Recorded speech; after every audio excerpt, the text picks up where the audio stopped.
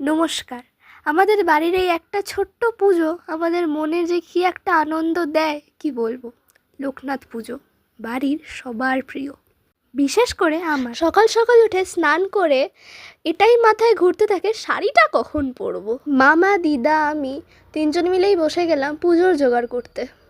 হ্যাঁ, কোনো একটা ভিডিওতে বলেছিলাম সব শেয়ার করব পুজোর, কিন্তু এটা তো মল মাস, এই মাসে কোনো শুভ কাজ হয় না। তো সেই অনুযায়ী আমাদের এ বাড়ির লোক ডেকে ভোগ দিয়ে পুজো হলো না, কিন্তু ঠাকুর যদি কৃপা করে পরের বছর সেটা অবশ্যই তোমাদের সাথে শেয়ার করা যাবে। আশা করি তখন হয়তো তোমাদের ভালোবাসায় আমার চ্যানেলটা একটু বড় হবে। এবার বলি সারাদিনটা আমার কি করে কাটলো। দাদুই পুজো করেছিল এবার।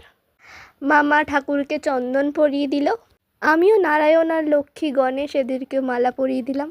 ওদিকে দিদা কাটছিল ফল। তো এই ছোট করে আমাদের পুজোর ডেকোরেশনটা তোমাদের কেমন লাগলো অবশ্যই জানিও।